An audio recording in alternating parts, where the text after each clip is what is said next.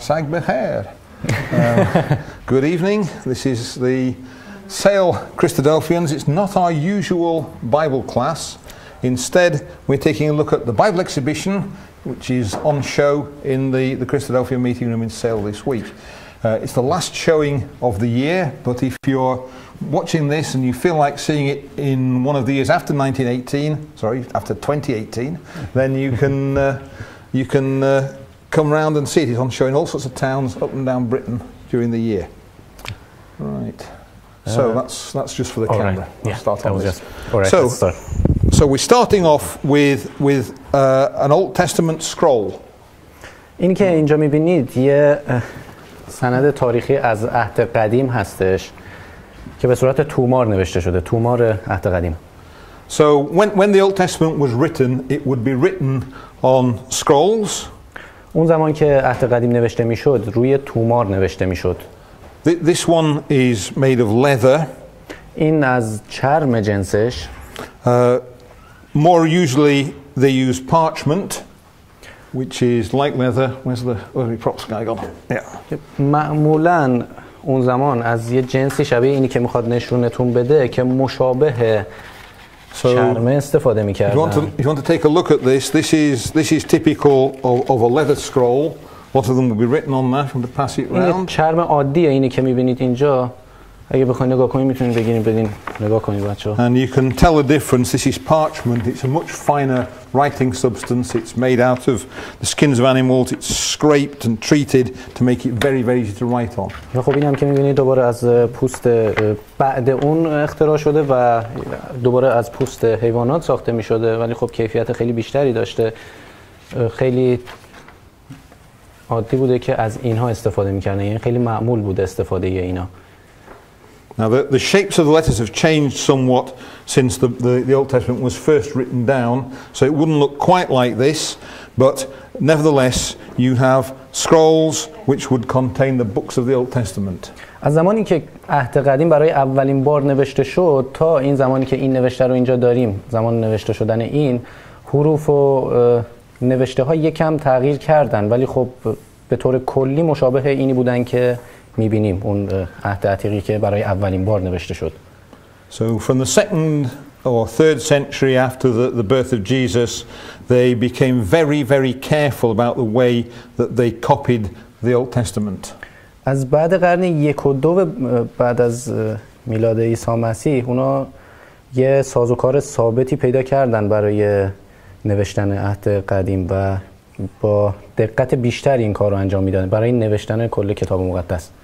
So if you have an official scroll, they would count all the letters, they would look for the middle letter of every column, anything that could count or measure, they would do it.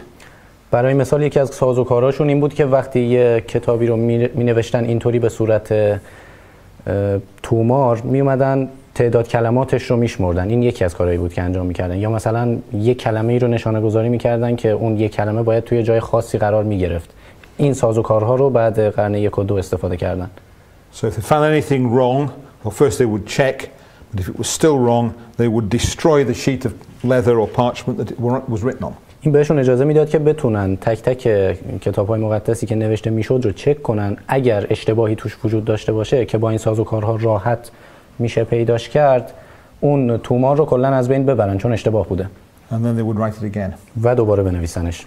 So this isn't an official scroll because if you look at it, you can see that it has erasures on it where they've made a mistake and just corrected the letters. اینی که می‌بینید البته اون چیز اورجینال و اصلی نیست ولی اونجا میتونیم ببینیم اون نقطه‌های کوچیک که دوتا هستن تصحیحاتیه که انجام شده. اینطور تصحیح می‌کردن. Right. So a modern scroll looks like that but better written and without any corrections on it. اگه اصل اینو به دست بیاریم می‌بینیم که خیلی وضعیت بهتر از این داره. اون تصحیحات رو نداره و وضعیت خیلی بهتری هم از این قطعاً داشته. And there are hundreds of thousands of these. صدها هزار نسخه از اینها وجود داره الان. And they're all exactly the same. Every letter is the same. و همشون دقیقاً یکی هستن. هر کلمش هیچ تغییری نکرده. That's an amazing piece of copying by hand. که اینها با توجه به اینکه با دست انجام می‌گرفتن خیلی کار خارق العاده‌ایه. Right, so let's go on now and look at the way the New Testament was written. So here is where I want to look at. It doesn't look like very much. بیایم ببینیم که عهد جدید چطور نوشته می‌شده. از اینجا شروع میشه اگر بخواید نگاه کنید. And what we have is a photograph of, it's written out like a book. It's just the New Testament. The real thing has the Old Testament as well. چیزی که اینجا می‌بینیم یه تصویره. این نسخه اصلی نیست. این یه تصویر از یک صفحه‌ای از عهد جدیدمونه که اون زمان اینطور نوشته می‌شده. And this one was copied about 450 AD. این حدود سال 400 بین سال 400 و 500 بعد از میلاد مسیح نوشته شده به دست اومده. So we have two large books like this copied from that century. از اون سده فقط دو نسخه از این کتاب ها وجود داره کلاً. And there are two more from a century before that, both of which have all the New Testaments. Some of the Old Testament, all the New Testament. دو تا دیگه هم داریم که مربوط میشه به یه سده قبل از نوشته شدن این که اون هم جفت هم عهد قدیم و عهد جدید رو شامل میشه. And if you can read Greek, you'll be able to read that. That's open at the beginning of John's Gospel at the moment. اگر بتونید به زبان یونانی بخونید میبینید که این صفحه‌ای که الان اینجا بازه ابتدای انجیل یوحناست. Right. We actually have even older manuscripts than that, but we'll come to that in a moment. Okay, let's move over to here. بیشتر از اون هم داریم ولی برمیگردیم. Now the problem you had was that well, two problems. First problem was you might not speak Greek or Hebrew. دو تا مشکل داشتیم اون زمان. مشکل اولی که احتمال داشت براتون وجود داشته باشه اینه که یونانی یا هبری نمیتونستید حرف بزنید. And the second one is you had to get hold of a copy. و دومین مشکلتون هم این بود که باید یه کپی از این کتاب‌ها رو به دست می آوردین که کار سختی بود اون موقع. If you look at them later on, this one's a rather nice example. That's a handwritten copy of one page of the Bible. این چیزی که اینجا می‌بینید الان نشون داد یه نمونه از کپی‌های کتاب مقدسه که دست نویسه، یعنی این با دست نوشته شده، اینطوری تکثیر می‌کردن. And that one's in Latin because that was spoken by a large number of people from the 3rd century onwards in the West. این زبانش به زبان لاتینه. دلیلش هم اینه که اون زمان توی غرب بیشتر مردم، درصد زیادی از مردم به زبان لاتین صحبت می‌کردن. So very quickly there were translations into all sorts of ancient languages. پس می‌بینیم که به سرعت به زبان‌های مختلف ترجمه شد و ترجمه‌های مختلفش رو مردم تونستن. So you could get the Bible in your own language, but it took you 2 years to copy one. خب اون موقع میتونستین به زبان خودتون کتاب مقدس رو داشته باشید، ولی اینکه یکیش نوشته بشه هر کدومش 2 سال طول می‌کشیده. 2 سال زمان لازم بود تا نوشته بشه. But what happened then, of course, was that first of all they stayed in the old languages that they were translated to in the 1st and 2nd centuries. و یه اتفاقی که بعدش افتاد اینه که به هر زبانی که ترجمه میشد به اون زبان‌های دیگه به اونا میموند تو قرن اول و دوم. دیگه به زبان‌های دیگه ترجمه نمیشد به دلیل این سخت بودن فرایندش. Some later translations, but mostly they stayed in ancient languages, and it took a long time to copy them. یه سری ترجمه قطعا داریم ولی بیشترشون تو همون زبانی که نوشته شدن میموندن. But then someone worked out how to print. که بعدش چاپ اختراع شد و بشر تونست چاپ کنه. And in Europe that was a man called Johannes Gutenberg. که حتما خودتون میشناسین، گوتنبرگ، یوهان گوتنبرگ این دستگاه چاپ رو اختراع کرد. And this is a modern copy of Gutenberg's work. این یک کپی مدرن از اون چیزی که گوتنبرگ چاپ کرد. And it's the first book ever to be printed. این اولین کتابیه که چاپ شد. And they managed to make 100 copies. They were going to make 150 copies, but he only managed 100. اون موقع تونستن 100 کپی از این با استفاده از این دستگاه گوتنبرگ چاپش کنن. And it took him a little bit over a year. که حدود یکم بیشتر از 1 سال طول کشید این 100 تا رو چاپ کردن. But it would have taken, hand by hand, it would have taken 2 years just to make one copy. که اگه میخواستن با دست این کار رو انجام بدن، نوشتن یک کپیش یه دونش میشد 2 سال. So immediately the price of a Bible is coming down. پس بعد این اتفاق قیمت کتاب مقدس میاد پایین. And 50 years later, this chap here, William Tyndale, was able to say that he would make the man who follows the plough as good a scholar as the man in the university. و اینجا میبینیم که این شخصیتی به اسم ویلیام تیندل تو قرن 15 میاد پیدا میشه و میتونه کتاب مقدس رو ترجمه کنه، یک ترجمه کاملا آکادمیک مشابه چیزایی که الان میتونیم ببینیم. So he produced a translation in English. به انگلیسی همینو ترجمه کرد.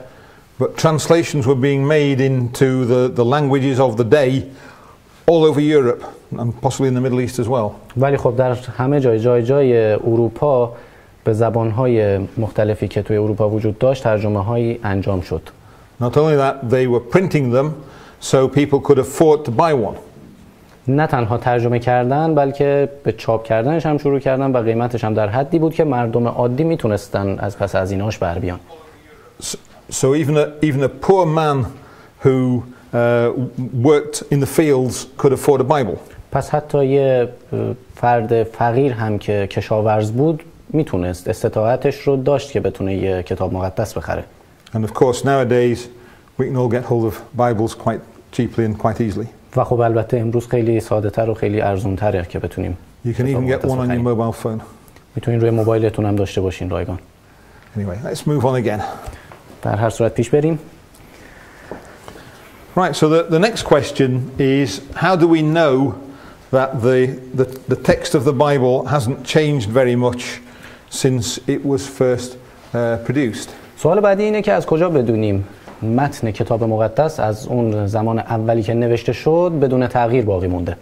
Well, for the Old Testament, we've got 2 important sources or 3 important sources. توی عهد قدیم ما 2 یا 3 تا منبع خیلی مهم داریم. So the first one is that the Old Testament was translated into other languages even before the time of Jesus. اولین منبع اینه که کتاب مقدس حتی قبل از عهد قدیم، قبل از حتی عیسی مسیح به زبانهای دیگه ترجمه شده بوده. And those were copied by people quite often who weren't even Jewish, quite independently from one another. و این کتاب‌ها توسط افرادی چاپ شده بودن که یه تعدادیشون اصلا یهودی نبودن و از هر دین و نژادی اینها رو کپی کرده بودن. Second source, the New Testament. The New Testament quotes a lot from the Old Testament. و منبع دومی هم که داریم عهد جدیده که خیلی اشاره ها داره به عهد قدیم. And the third thing is these are called the Dead Sea Scrolls. و سومین منبعمون هم اینا هستن که تو این تصویر میبینید که بهشون میگن کتیبه های دریای مرده. And about a quarter of the Dead Sea Scrolls are copies of books of the Bible. حدود 1/4 از این کتیبه ها نوشته های کتاب مقدس هستن. And if you look there, that's part of a scroll of Isaiah. اگر اینجا نگاه کنید این قسمتی از کتاب اشعیاست. And anyone who can read Hebrew can read that. It's not difficult. و هر کسی که عبری بلد باشه همین الان میتونه اینو بخونه. زیاد سخت نیست. And again, it's with 1 or 2 places where spelling has changed slightly. It's exactly the same as a modern Hebrew Bible. تو 1-2 جا شاید تلفظ کلمات تغییر کرده باشن ولی بقیه قسمتاش دقیقاً اون چیزیه که الان تو کتاب مقدس داریم. So they found those in caves in the Dead Sea and they were buried in jars like these. اینا رو توی دریا و توی غارهایی توی دریا تو ظرف‌هایی مثل اینایی که اینجا می‌بینید پیدا کردن. And it's very dry around there, so they just stayed there. And they were found in 1948. Well, the first ones were. اون جایی که اینا رو پیدا کردن البته الان خیلی جای خشکیه و خیلی دست نخورده و سالم موند و تونستن اینو بازیابی کنن. Better correct that, 1947. تاریخش هم 1947 چون هم نوشته شده. For the New Testament, besides things like the codex I just showed you over the back, they're fragments like these. برای عهد جدید هم تیکه های مثل اینه، همون تیکه های چاپی که نشونتون دادیم و دست به دست نگاه کردید مثل این. So this one's the oldest fragment of the New Testament that is known where the age is not disputed. این قدیمی ترین بازمانده، قدیمی ترین شاهد و مدرک از عهد جدیده که زمان دقیقش کاملا مشخص نیست، این تیکه‌ای که می‌بینید. And that's just down the road in the University of Manchester. و توی دانشگاه منچستره. So I've been there and seen that with my own eyes. من خودم رفتم اونجا، با چشم خودم اینو دیدم که اونجا نگهداری میشه. It's about that big. اندازش هم اینقدره. Quite a lot smaller than this, but you can read that. You can work out, if you count the letters, you can see how wide the piece of papyrus originally was. You can see how many lines there were on it, and you can work out there's nothing missing on that page. اگه اینو بخونید، تعداد کلمات رو بشمارید، میتونید عرض سطرها رو به دست بیارید و بدونید که عرض پاپیروس چقدر بوده. سطرها رو هم اگر بشمارید، محاسبه کنید، میتونید به این نتیجه برسید که تو این صفحه هیچ کلمه‌ای جا نیفتاده و عیناً همونیه که هست. Now the Gospel of John must have been written 64, 65, 66 AD, somewhere around that. انجیل یوحنا حدوداً سالهای 64 64 65 Yeah, probably 65, 66. حدوداً بین سالهای 64 تا 66 نوشته شده انجیل یوحنا. This fragment was copied before 150 AD. این چیزی که اینجا می‌بینید، این مدرک عهد جدید حدوداً سال 1150 بعد میلاد مسیح پیدا شده. And most people would put it 120 or even earlier. بعضیا حتی ادعا میکنن که سال 120 یا حتی زودتر از اون هم بوده. So we've got something that's written copied less than 100 years after the Gospel of John was originally written. پس این چیزی که داریم چیزیه که زیر 100 سال بعد از نوشته شدن نسخه اصلی انجیل یوحنا. And there are more. There's P90s were also written before 150 AD, but slightly later. And P66 was written before 200 AD, and that's the whole Gospel. بعد از این هم مدارکی داریم که مثلا سال 180 بعد میلاد مسیح وجود داره و حتی بعد اون هم داریم که کل انجیل عهد جدید توی اونها وجود داره. So we have most of the text of the New Testament on bits of papyrus from before about 250 AD. ما از سال 2250 به قبل میتونیم کل نوشته های عهد جدید رو از این پاپیروس های مختلف جمع آوری کنیم و داشته باشیم، کل اون چیزی که نوشته شده رو. Okay, we're just looking at highlights of the archaeology. I'll show you one or two quite interesting ones. This is a fairly recent discovery. الان به بخشی از یافته های باستانشناسی نگاه کنیم که این قطعه که الان نشونتون میدم. Again, it's just a facsimile. The real one is in a museum in Israel. البته این نسخه واقعی نیست، نسخه واقعیش توی موزه‌ای توی اسرائیله. But there were people who were saying that David had never existed. الان یه سری هستن که ادعا میکنن داوود وجود نداشته، داوود پادشاه وجود خارجی نداشته. And someone wrote a book which apparently proved this. و حتی یک کتاب هم نوشتن که ثابت کنن این ادعاشون رو. And then 2 months later they discovered this. و 2 ماه بعد نوشته شدن اون کتاب اینو پیدا کردن. And this is an inscription from a king of Syria who has just defeated the Israelites. این توسط پادشاه سوریه نوشته شده که تونست اسرائیلیا رو شکست بده. And he says he has defeated the king of the house of David. و اینجا نوشته شده که اون پادشاه خاندان داوود رو موفق شده که شکست بده. Now that's about 150 years after David died. که حدود 150 سال بعد از مرگ داوود. So this would be one of his descendants it was talking about, but nonetheless it mentions David. So there's the word letters there. This is by David.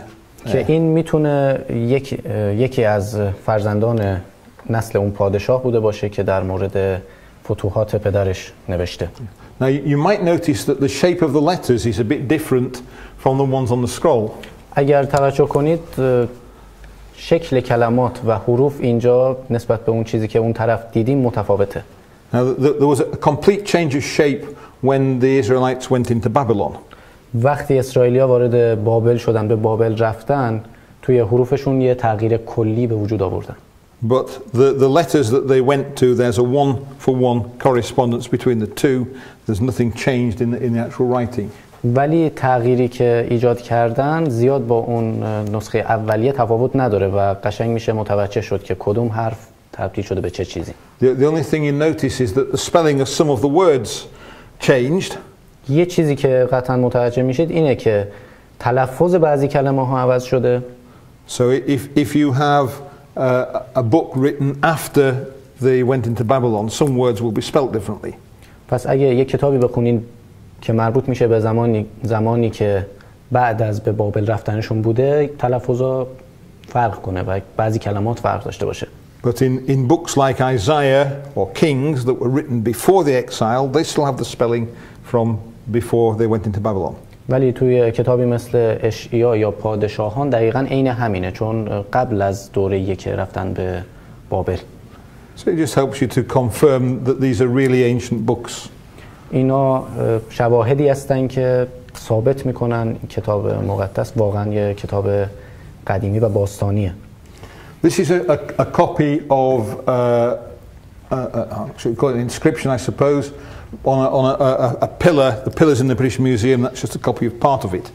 این هم یه تیکه از یه کتیبه‌ایه که اصلش توی موزه بریتانیاست و خب این یه قسمتی از اون کپی کردن. And it's the only picture we have of an Israelite king. این تنها تصویریه که از یک پادشاه اسرائیلی داریم.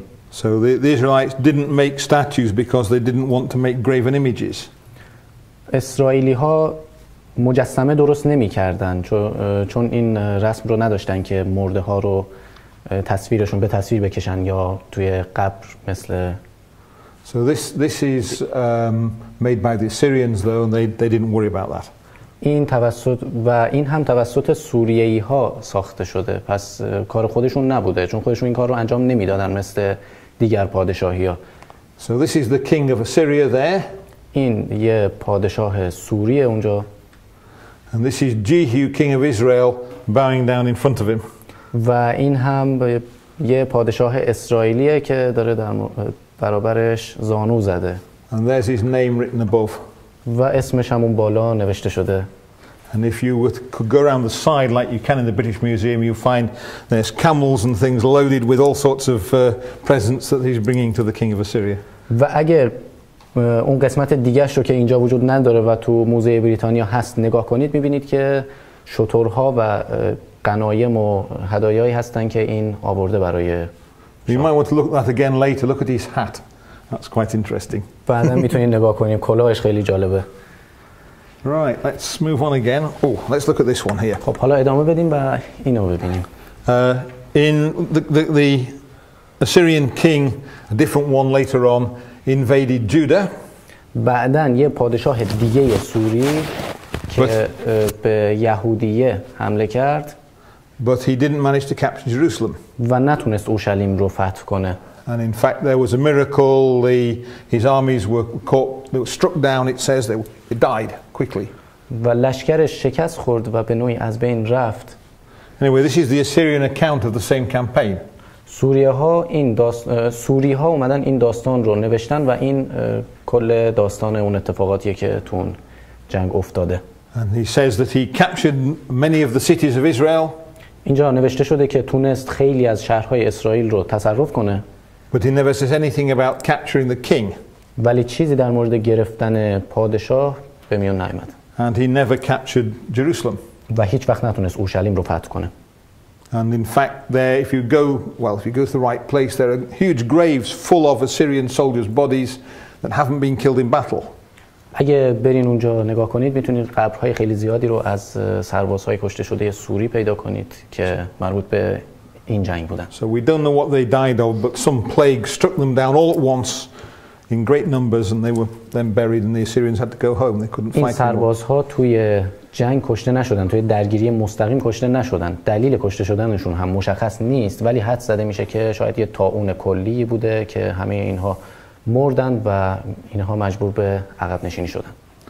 Right, so anyone know who Korosh is? کی میدونه کوروش کیه؟ Yeah, you all know? همتون میدونید دیگه قطعا. Korosh is the great emperor of Persia, the first one. یکی از امپراتورهای بزرگ، یعنی اولین امپراتور بزرگ هخامنشی بوده. Well, he sent people who'd been captured by the Babylonians, sent them back to the lands they came from. اون مردم بابل رو برگردوند به سرزمین مادری خودشون و سرزمینی که به اون تعلق داشتن. And among that he sent the Jews back to Judea. و یهودی ها رو هم به یهودیه برگردوند. And what we've got there is a copy of the inscription that was left in the bottom of a temple. چیزی که اینجا داریم یک کتیبه‌ایه که توی یکی از معبدها باقی مونده اون کتیبه است. And that records that he sent people back to the lands that they had originally come from. و توی این کتیبه نوشته شده که مردم رو به سرزمین‌های اصلی خودشون که صاحبش بودن برگردونده. So it's a nice confirmation of something that's written in the Bible. که این هم یک دلیلیه که ثابت میکنه یکی از چیزهایی که توی کتاب مقدس نوشته شده واقعیه. If you wrote a letter or a contract or some important document, then you would seal it up. اون زمان اگه نامه یا یه چیز خیلی مهمی، یه قراردادی می نوشتن، قطعاً اونو مهر میکردن و مهر و مومش میکردن. So you'd roll it up and you'd fold it over and you'd put some string around it. اونو تا میکردید و یه تنابی به دورش، یه تناب مانندی دورش مینداختین. And then you'd tie the string in a knot. و اون رو گره میزدید. And then you put some clay on the knot. یکم موم روش میذاشتید. And then you get hold of a signet ring and you would push an impression into the clay. و با یه چیز مهر مانند اون رو فشار میدادید که یک چیز پلمب مانند ایجاد میشد. And most of the documents, of course, were lost. They would be untied. The seal would be destroyed.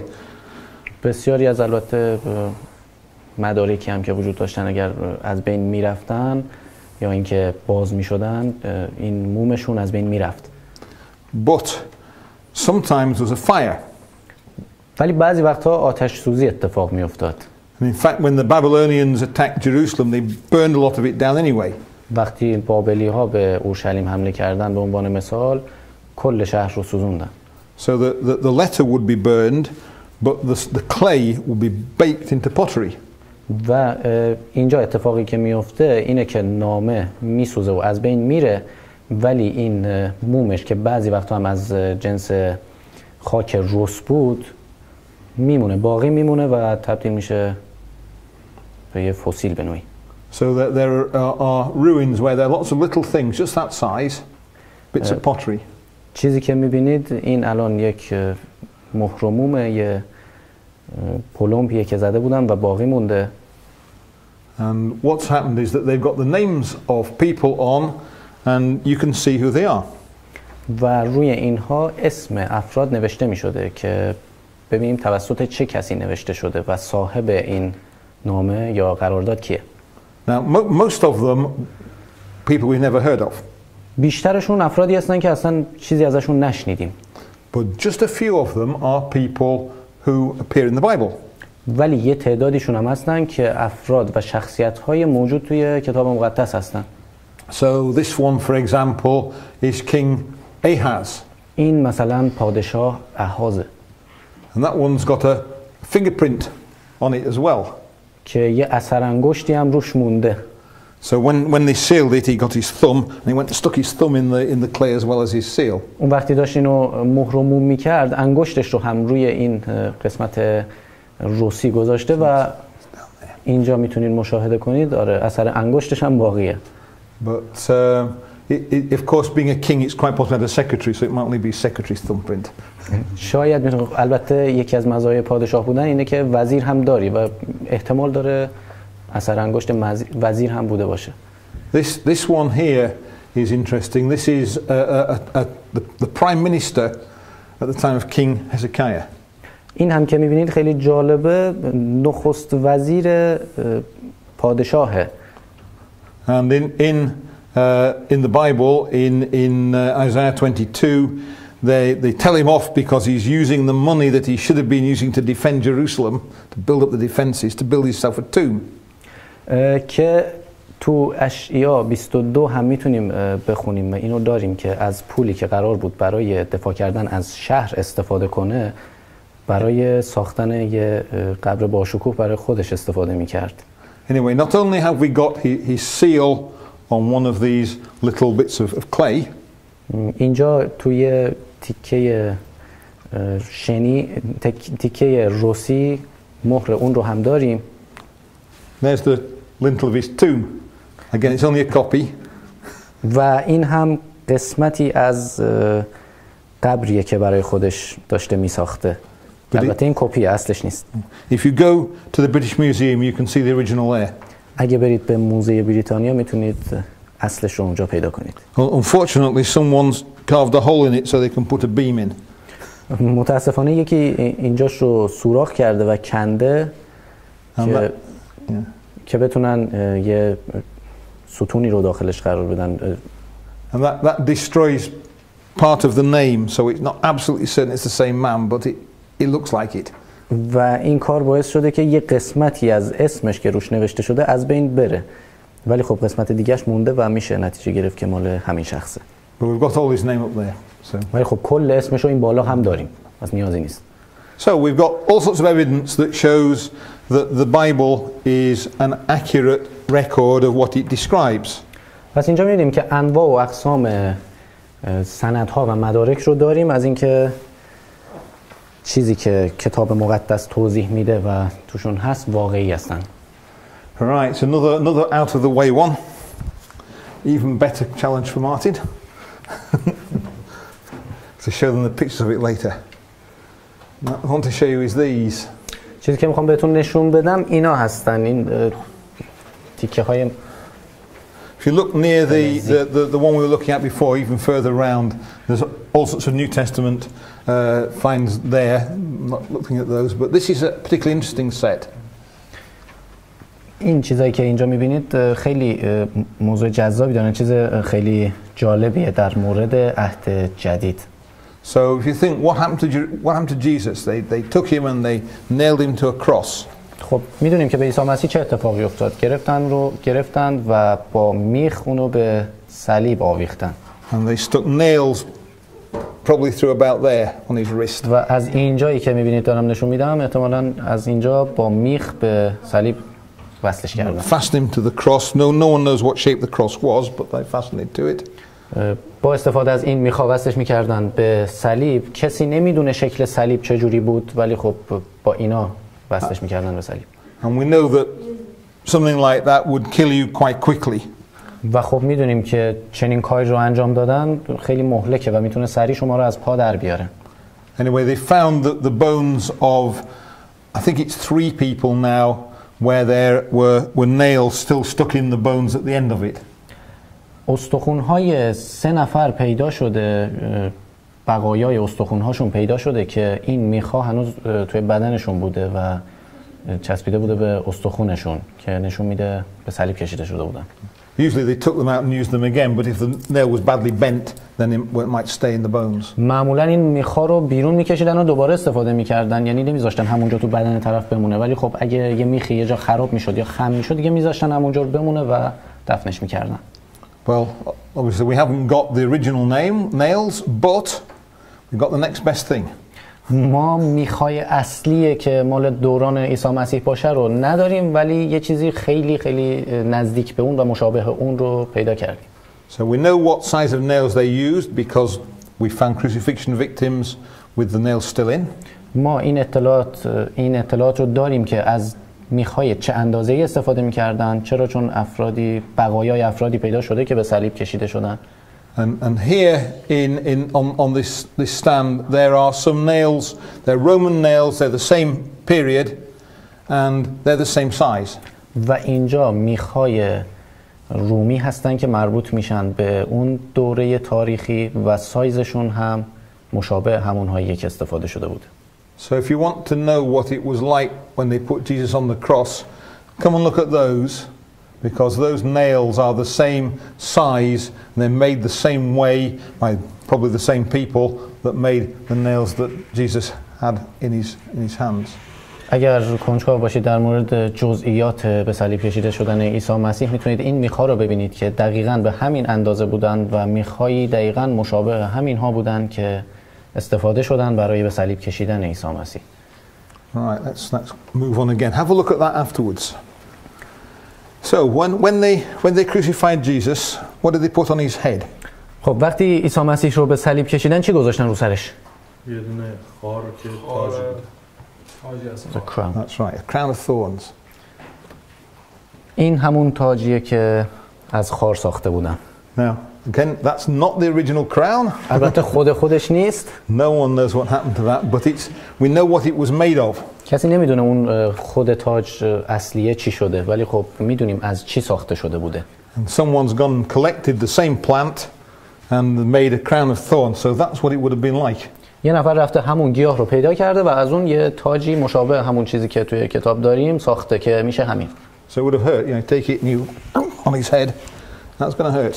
که خب قطعا یه چیز دردآوره، اگه بخوای اینو بذاری سر یکی قطعا دردآوره. But of course it didn't last. On the third day afterwards, Jesus was alive, an empty tomb. There's our little empty tomb exhibit. و خب این درد دائمی نبود. چرا؟ چون فقط 3 روز طول کشید و 3 روز بعد عیسی مسیح. It's actually nothing much to look at. اینجا چیز زیادی واسه دیدن وجود نداره. And in some ways an empty tomb is much more boring than a tomb with someone in it. قطعا یه منظره خسته کننده است، چون یه قبر خالیه که هیچ کی هم توش نبوده. But in the case of Jesus, it proves something. ولی در مورد عیسی مسیح این یه چیز بزرگ رو به ما ثابت میکنه. It proves that Jesus is someone special. نشون میده که عیسی مسیح یک فرد ویژه و خاص بود. And it shows that God accepted the sacrifice, that Jesus was someone who could die for our sins. و نشون میده که خدا این قربانی رو قبول کرده. And if you decide to be a Christian, then you baptize you. It's a little model of someone being baptized. اگر تصمیم بگیرید که یک مسیحی بشید باید تعمید بگیرید. And that's there to remind you of death. They go into the buried in the water and resurrection when you come again out of it. که میخواد برای شما این رو یادآور باشه که یادآور مرگ و بیرون اومدن اون رستاخیز عیسی مسیح باشه. Now, there never was one of these. چنین چیزی اصلا وجود نداشته. Right? بیاین بچه‌ها بیاین. This is a completely imaginary thing. Well, it's not imaginary quite. این یه چیز کاملا خیلی خیالیه، البته در اون حد هم خیالی نیست. What happened is that the king of Babylon had a dream, and that's what he dreamed of. اتفاقی که افتاد این بود که پادشاه بابل یه خوابی دید و خواب این رو دید. And he knew that the dream was important, and he asked his wise men to tell him what's it all about. او میدونست که این رویاش و خوابش خیلی مهمه، پس همه رو خواست و توضیح خواست ازشون که ببینن کی میدونه در مورد چیه. So they said, "Yep, tell us what the dream is and we'll explain it to you." و گفتن که خب توضیح بده خوابت چی بوده تا تعبیرش رو بهت بگیم. And he said, "That's the first part of your problem. You will tell me what the dream is. That way I'll know that you're telling the truth." و پادشاه هم در عوض گفت خب برای اینکه بدونم شما راست میگید من خوابم رو به شما نمیگم، شما بگین که من چی خواب دیدم، تعبیرش هم بگین که بدونم درست میگین. Well, the only one who could do it was the prophet Daniel. و تنها کسی که تونست از عهده این چالش بر بیاد و این کار رو انجام بده دانیال نبی بود. And he told the king what he dreamt of. He saw this statue. اون اومد به پادشاه گفت که چه خوابی دیده و این مجسمه رو بهش ترسیم کرد. And he told him that the statue represents 4 empires. و بهش گفت که این مجسمه نشانگر 4 تا امپراتوریه. Perhaps you should say 4 systems these days. که البته این روز اگه بخوایم از ادبیات امروزی استفاده کنیم میگیم 4 نوع سیستم. So first the head made of gold represents Babylon. سرش که از طلا ساخته شده نشانگر بابل بود. And then after that there's going to be another big empire, and that's made of silver, and that's the Persian Empire. بعد اون یه امپراتوری بزرگ دیگه که از جنس سیلور یا نقره ساخته شده بود و نشانگر امپراتوری پارس بود. So that's the Emperor of Khurosh. که همون امپراتوری کوروشه. And then the next one was going to be another one following it, and that's Iskander. و بعدیش همون امپراتوری اسکندره که برای هممون ناماشناست. And he put an end temporarily to the Persian Empire and set up a Greek system that followed it. که بعد اون هم بعد از امپراتوری پارس اینها تونستن غالب بشن و یونانی ها تونستن. Then Rome. و بعدش هم رومی ها اومدن. Of course, the Roman Empire was in two parts, Greek part in the east, Latin part in the west. رومی ها البته دو تیکه بودن که west and the west and the east. The east was شرق و غرب بودن، دو تیکه شرق و غرب بودن امپراتوری روم. And then it broke up and there were many kingdoms. و بعدش هم بعد اون هم اینها تجزیه شدن و تعداد زیادی پادشاهی به وجود اومد. And that's what it's like nowadays and has been for a long time. که چیزیه که همین الان داریم و یه مدتی اینطوری بوده. And then in the dream a stone, there's the stone. I suspect this is just a piece of polystyrene. No, it's quite heavy. The stone came flying down. It was made specially by God. Came flashing down, landed on the feet of the statue. و توی خواب چیزی که دید این بود که یک سنگی مثل این که توسط خدا ساخته شده بود اومد و به پای این مجسمه برخورد کرد. And the statue was then it fell down. و بعد اینکه به پاش خورد کل مجسمه and it was broken into pieces. و تکه تکه شد. And the stone ground it into dust and the dust was blown away. و همش تبدیل به گرد و خاک شد و از بین رفت. And then the stone grew until it filled the whole world. و بعد اون سنگ بزرگتر و بزرگتر شد تا اینکه کل دنیا رو گرفت. I said it's a dream, so you can dream about things like that even if you can't do it. خب این همونطور که گفتیم یه خوابه و تو خواب شما میتونید هر چیزی رو ببینید، هر چیز غیر ممکنی رو میتونید ببینید. But what it represents is the history of mankind. ولی چیزی که این خواب نشانگرشه نشانگر تاریخ بشریته. And it ends with a picture of the coming of, well, someone special who is going to replace all the kingdoms of the world and rule forever. که تصویر آمدن کسی رو داریم که میاد تمامی این پادشاهی‌های کوچیک رو از بین میبره و یک پادشاهی دائمی. And Jesus quotes very briefly from this passage in Daniel. و از این قسمت و عیسی مسیح این قسمت خواب و تعبیر خواب دانیال رو بهش اشاره میکنه. He talks about himself as the stone that the builders didn't want. که میاد خودش رو سنگی تعریف میکنه، یه سنگ توصیف میکنه. And who he says this stone falls on it will grind him to powder. و میگه که این سنگ روی هر کسی بیفته اون رو تبدیل به پودر میکنه. Just as the stone ground the kingdoms of men up and they disappeared. دقیقاً همونطور که این سنگ اومد این مجسمه بزرگ رو که نماد پادشاهی‌های بشری بودن رو از بین برد. So it's a picture of the return of Jesus and the kingdom of God. Only it was written 600 years before Jesus. این یه تصویری از عیسی مسیح و بازگشت اونه که نکته جالبش اینه که 600 سال قبل از آمدن عیسی مسیح نوشته شده. Right, I'm going to finish there. You can ask me questions if you like. You can go and look at the exhibition, look at the things I've seen, get close up to them. اینجا صحبت‌های من تموم شد. میتونید اگر سوالی داشتید بپرسید و یا اینکه بگردید و ببینید چیزایی که وجود داره. Big thank you to John. Let's have a round of applause for him. تشویق کنیم جان رو. تشکر کردم ازتون. Merci.